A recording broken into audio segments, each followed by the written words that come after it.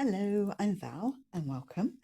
I'm going to talk to you this morning about beads. I've been having a go at making various types of beads and I wanted to just show you some that I've made and maybe give you some ideas for things that you might be able to make. First off, I had some air dried clay that needed using up. So I decided I wanted some quite chunky beads that had reasonably large holes in them for some project I was doing. And I thought I'd have a go at making some out of clay. So these are certainly chunky. They're not delicate things, and they are kind of quite maybe a bit primitive, childlike, but they were fun to make, and I got some quite nice effects. I painted them with straightforward acrylic paint, and then I livened some of them up with acrylic, alcohol inks. I just dropped the blobs of alcohol ink onto them and got some nice effects. Some of the acrylic was quite shiny, but some of them have turned out really matte looking. So I want to varnish them to make them all nice and shiny. I haven't done that yet because I haven't got any varnish and I didn't really want to go into a DIY shop and buy an entire tin full. So I had a brainwave and thought clear nail polish might do the job. So these are set aside for when I get around to buying some clear nail polish to varnish those with. Right, so that's the first lot of beads I was playing about with. Just put those aside. I've got quite a small table here. I've got quite a lot of things on it. So at some point you might hear a crash as something falls off. The next sort of beads I was playing with, for some reason, I'm calling these my macaroon beads because that's what they remind me of. For some reason, I cannot remember. I cut out some cardboard circles, and then I put a little bit of polyester wadding on top and I stretched some material on top of them. It must have been some, I don't know, textile wall hanging or something arty I was trying to do. And I had these which were unused and I was wondering what to do with them. And I thought I can make a bead out of some of them. If you sandwich two of them together, you can make a decent sized bead. I'm just reaching down for my glasses there just to make sure I'm keeping everything in focus. Yeah, so I've just I put two of these together and I've just stitched like a blanket stitch around the edges, obviously leaving a gap there and there. I've added some sequins on there and beads and sequins on this side, and you get quite a nice bead out of it. Obviously you can make them smaller if you want to. You can make them fatter by adding more padding on them. But yeah, there's an idea I'll play about with a bit more in future and make a few more of those. But that is quite a nice way to use up little bits of scrap fabric you don't want to bin. The next lot I'm going to show you are boho style beads, and I learned how to do these through YouTube, and oh boy, I went to town on them. I must have made, I don't know, 50, 60, something like that. I just couldn't stop making them. I'm not going to go through with you how to make these because honestly there are so many YouTube tutorials out there, much better than I could ever do.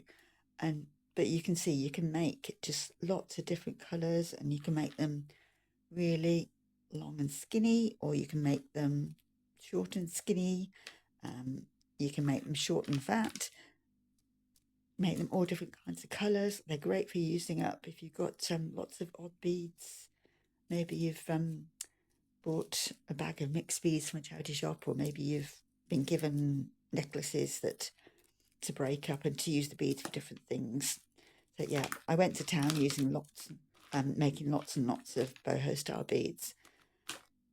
They kind of led me on to, oh, actually, before I get on to the other beads I'm going to show you, a lot of the YouTube videos I did watch about making these boho style beads suggested that you use a paper straw as your centre piece, because they're essentially a paper inside, like a tube, and then you're wrapping the material around.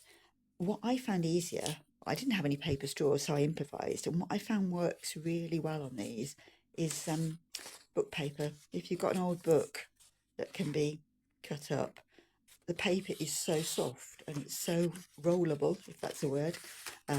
It just works really well. So you just cut strips out of that and wind them around something and use a glue stick, and you can make paper tubes in whatever size you want. So yeah, I would definitely recommend using old book pages for that. And once you made your paper tube, it is just a matter of finding little pieces of material to cover them. You can use ribbon as well, braid, anything you've got. That's a bit of furnishing fabric, I think, that I had. That's a bit of sari, upcycled sari. That was a scarf that I cut up. Yep, so there's just loads of partially made beads in here, all waiting to be covered in sequins and beads and everything else. So yeah, those are my boho style beads. If anyone does want to see me make those, just put something in the comments. But honestly, there are so many tutorials out there.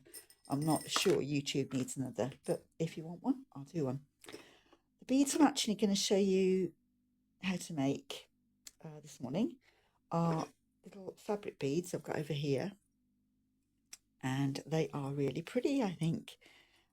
And they don't have a paper tube inside, they have felt instead, and you can just make some really lovely beads, and they're a great way of using up any fabric you've got that you've got small pieces of that are really luxurious. So things like silk, this is all silk here, or things like that's from a cut from a sari. These ideal uses for making these fabric beads. There's also that's upcycled material, that's sari silk. So you can see all of this would make lovely fabric beads, and it is a great way to use up scraps. And how these start out, well, I start out with a knitting needle. You need something to wind your felt around, and you could use a pen, something like that. I find a knitting needle is ideal because you can make several of these and keep them all on your needle at the same time. The only thing I would say if you're using a knitting needle is don't use your best one or an expensive one or anything like that, because you're sewing and you're using a sharp sewing needle, then you do end up scratching the surface of your needle, your knitting needle. So I would just say just use an old needle, use one that you don't particularly need to have in pristine condition. And how these beads, I make them, is I just use felt, and it can be the really good quality felt, it can be the cheap felt, whatever. Cut it to the width that you want, and then it's just a question of rolling around your knitting needle, and you're going to sew it in place. So you just get a needle and thread, and you just stitch into it to make sure that your tube stays as a tube and doesn't entirely unravel. And when you're doing your stitches, what you want to do is go into the felt and go through all the layers. So you're keeping that, you want that inside bit to stay open, if that makes any sense. You don't want it all to sort of collapse in. So you're going through all the layers and making quite a sort of substantial kind of a tube. See, there's a nice open area there. And you can end up with, you can do lots and lots of layers. You can do a small layer. If you wanted to pad your bead out rather than using lots of layers of felt, you could get a piece of, I don't know, some kind of wadding and just stick that on there. So, yeah, these are my felt beads waiting to be decorated. And something like sari silk is ideal for these because you can just wrap it around like that. And then again, you just stitch. You just do some little stitches in there just to keep it all in place. I suppose you could use fabric glue, but it's just so easy to stitch it all and you don't need many stitches. Where are my little beads gone? Here they are. What I've done on some of these is I have done a little bit of blanket stitch there and there, just to sandwich those layers together. And if you do that, it does pull the ends of the bead in, so you end up with a kind of bit of a barrel shape rather than a straightforward tube shape. But you don't have to do that. It can look nice though, so I've done a bit of blanket stitch at either end of that bead. And once you've got your fabric, your outer layer of fabric on your bead, like this one, it's got the felt, it's got the fabric, and then it's got this, the chain stitch was part of the original sari material, and then I've just stitched at either end. When you've got that done, you can then add beads and sequins and all kinds of little nice things. You could do French knots on them. You could do your fancy embroidery stitches. The other thing it's really nice to do is to wrap them in some metallic thread. So if you've got these kind of threads, which are an absolute nightmare to sew with, but it's really easy just to wrap them around and just do the odd stitch just to keep that in place. And that can look really good. The other thing, I found these in a charity shop, and they were a bag that was marked Lurex thread. They're not Lurex, I wouldn't have thought. I don't know what they are. They're kind of, I think they're like the sort of material that tinsel is made out of. But yeah, these would be lovely to wrap around beads as well. They give you lots of lovely shininess. So have a look through your craft supplies and see what you can use to decorate your beads. And you can use tiny sequins, seed beads, bugle beads. And as I say, you can do your French knots or any kind of embroidery stitches. I think you want something shiny on them. You want that boho look to them. The other thing, I thought of this morning. You can add tassels to them. I think this will be fun. I bought a little bag of tassels.